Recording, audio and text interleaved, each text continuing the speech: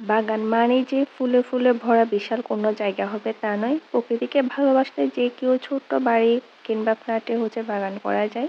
শহরের কোলাহল থেকে একটু দূরে নিরিবিলি পরিবেশে ছোট্ট একটি বাগানের শখ বা প্রকৃতির সাথে করতে কার না মন চায়। বাগানের প্রতিটি গাছই আমার প্রিয় এবং ভালোবাসার নতুন নতুন ফুল ফুটতে দেখা যেমন আনন্দের, ঠিক তেমনি বাগানে যখন নতুন কুড়ি গজায় তখন ভীষণ ভালো লাগা কাজ করে। এই গাছটা একটা খসখসে পাতার গাছ। এই গাছের পাতাগুলো দিয়ে খুব সুন্দর করে মাছ পরিষ্কার করা যায়, সেই জন্য আম্মু কাটেনি। আর বাসায় ছোট ছোট চারা গাছ হয়েছে আর এগুলো দেখতে খুব ভালোই লাগতেছে। এটার গাছটা খুব সুন্দর ডালপালা মিলে অনেক বড় হয়ে গেছে। যাই হোক, এরপর যাচ্ছি মানে একটু ঘুরিয়ে ঘুরিয়ে দেখতেছি বাগানটা আর কি কি গাছ আছে। এটু মেবি একটা কমলা লেবুর গাছ। আমাদের বাসায় কিন্তু লেবু গাছ অনেক বেশি। আর এটা সামনের দিকের সাইডের। আর এখানে আম্মু নেট দিয়ে ঘেরাও করে দিয়েছে, ছোট বাচ্চা এবং কোনো ছাগল খেয়ে ফেলতে না পারে, সেই জন্য এইভাবে করে ঘেরাও করে দিয়েছে। আর এখানে লেবু গাছ আপনারা দেখতেই পাচ্ছেন, ছোট ছোট মাশাআল্লাহ অনেকগুলো লেবু হয়েছে আমাদের, মাশাআল্লাহ।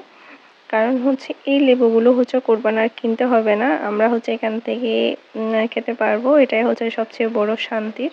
কারণ আগে এখানে কোনো গাছপালা ছিল না, আর ফ্লোর টাইপসের ছিল উঠানটা, কসকসে ফ্লোর। তো এখন সেই জায়গায় আজ একটা মাশাআল্লাহ একটা লেবু গাছ হয়েছে, এটা আসলে অনেক বড় পাওয়া। আর এখানে অনেকগুলো মাশাআল্লাহ অনেক লেবু হয়েছে। এই লেবুগুলো খাইতে আসলে অনেক মজা, একদম টক লেবুটা না, এটা একটু মিষ্টি আর টক মিক্স লেবু যেটা আছে ওই জাতের। আর এর স্মেলটা ভারী সুন্দর। আর এটা স্মেলটা জাম্বুরার মতো, খুব ভালো লাগতেছে। আর আসলে দেখতে লেবুগুলো অনেক সুন্দর, মানে দেখাচ্ছে, খুব ভালো লাগতেছে। আর এই জন্য অনেকক্ষণ ধরে ক্লিপস নিচ্ছিলাম, বেশি ভালো লাগতেছে বিদায়। লেবু গাছে এখানে ঢুকলে আসলে ছিঁড়তে মন চায় না, শুধুমাত্র একটু দেখি আর কি, হাত দিয়ে ধরে ধরে দেখি। আর তেমন ছিঁড়ে না, যখন প্রয়োজন হয় বা কোনো দুই একটা বাতাসে পড়ে যায় ওই সময় একটু কুড়িয়ে নিয়ে আসি, খুব প্রয়োজন হলে খাওয়ার জন্য নিই। আর এমনি ছিঁড়ে বাসায় ফেলে রাখি না, কারণ গাছে থাকলে তো ফ্রেশ খাওয়া যাবে, আর এমনি যদি আমরা ছিঁড়ে নিয়ে ফেলি তাহলে ফ্রেশ খাওয়া যাবে না। সেই জন্য ছিঁড়ে বাসায় এনে রাখি না, ফ্রিজে রেখে দিই না। পেকে গেলেও এটা গাছেই থেকে যায়। যতক্ষণ না পর্যন্ত পড়ে যাচ্ছে না ততক্ষণ পর্যন্ত গাছে থেকে যায়। এই একটা কাঁঠাল গাছ, ছোট কাঁঠাল গাছ, হয়তো আম্মু খাওয়ার পরে কাঁঠালের বিচিটা ফেলে দেওয়াতে উঠছে।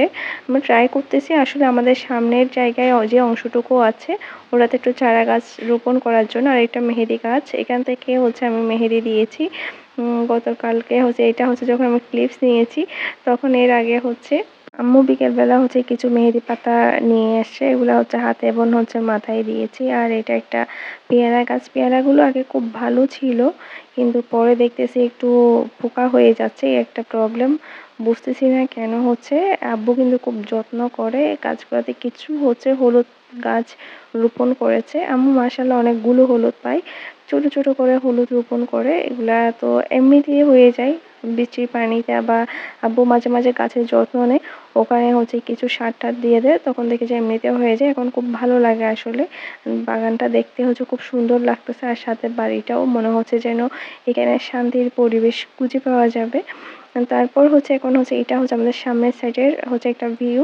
এখানে দুটা কনকর টাইপসের জমানো আছে। আর রাতে ওই যে বাগান থেকে আনা এগুলার একটু মেহেদি দিয়েছি। আর আম্মু সকালে কড়ই ভাজতেছিল, যেটাকে কি বলে, আঞ্চলিকে কড়ই বলে, ওগুলো ভাজতেছিল।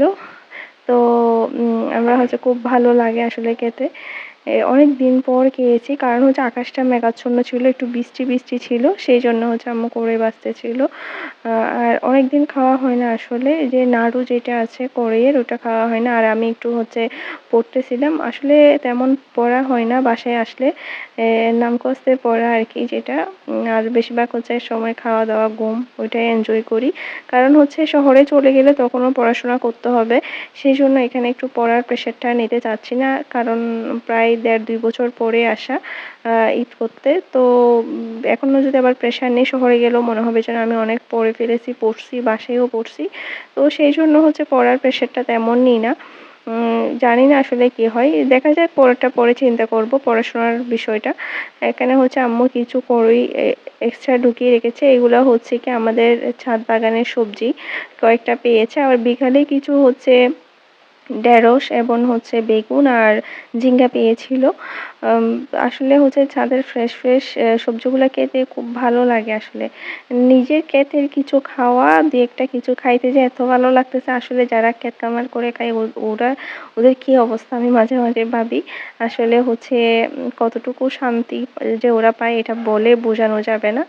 আর হচ্ছে এইগুলো হচ্ছে আমরা নাস্তা করতে একটু ক্লিপস নিয়েছিলাম। আমাদের একটা নারিকেল গাছ আর ওদিকে একটু জানালার অপর প্রান্তে হচ্ছে একটা ছোট্ট কিচেন।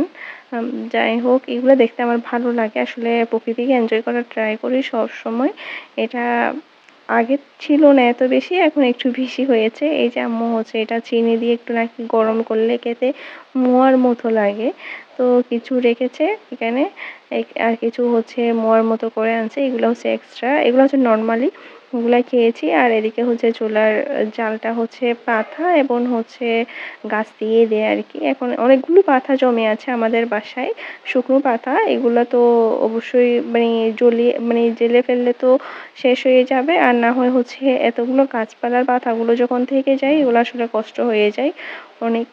পুরা কিচেন যেটা দেখা যাচ্ছে বাইরে ওটাতে পুরা জমে যায় আর ওখানে জায়গা পাওয়া যায় না। সেই জন্য আম্মু এগুলা দিয়ে হচ্ছে যখন সময় পাই তখন আমাদের সাথে গল্প করে এগুলা মানে জ্বালিয়ে ফেলে আর কি। কাঠ আর হচ্ছে এই মানে পাতাগুলো। আম্মু এখানে হচ্ছে মোয়া বানিয়ে দিচ্ছে, এখানে পুষ্টি এবং মুড়ি আর হচ্ছে ওই যে কড়ই যেগুলো আছে এগুলো গুঁড়া করা, এগুলো হচ্ছে এরকম একটা মোয়া বানিয়ে দিচ্ছে। এগুলো আসলে খেতে ভালো লাগে। যেহেতু পুষ্টি দিয়েছে সেই জন্য আমার বেশি পছন্দ হয় না। সেই জন্য আমি এখান থেকে একটু অল্প চিনি দিয়ে ভাজা করে এগুলো নিয়ে এসেছি। এসে হচ্ছে আমার রুমে চলে এসেছি, দেখি একটু পড়তে পারি কিনা। যেহেতু পড়া হয় না এখানে, বেসিক্যালি পড়তে ইচ্ছা করে না। আর মাঝে মধ্যে ইচ্ছে করলেও হচ্ছে পড়তে ইচ্ছে করে না, চাই না আর কি। প্রেশার নিতে চাচ্ছি না এখন। এটা হচ্ছে আমাদের ছাগল। একটা আস্তে অনেক ভারী দুষ্টু হয়েছে। এটা আনছে হচ্ছে মানুষ ওর পাশে বসে থাকলেও হচ্ছে চিল্লায় না। আর মানুষ যখন সরে যায় ম্যাঁ শুরু করে। আর এর জ্বালায় তো ঘুমাইতে পারি না, মানে খাইতে পারি না, কি একটা অবস্থা। আমার আব্বুর কি করতে হয় কি কুলে করে নিয়ে সামনে থেকে পেছনে নিয়ে যায়, পেছন থেকে সামনে নিয়ে যায়। তো কি একটা অবস্থা। আমার ছোট ভাই বলতেছে ছোটবেলা আমাকে মানে এইভাবে কোলে নিয়েছে কিনা এতবার সন্দেহ আছে। যাই হোক আজকে এইটুকুই। ভালো থাকবেন সবাই, সুস্থ থাকবেন। ভালো লাগলে লাইক, কমেন্ট, শেয়ার এবং সাবস্ক্রাইব করে পাশে থাকবেন। আজকের মতো বিদায় নিচ্ছি। টাটা, আল্লাহ হাফেজ।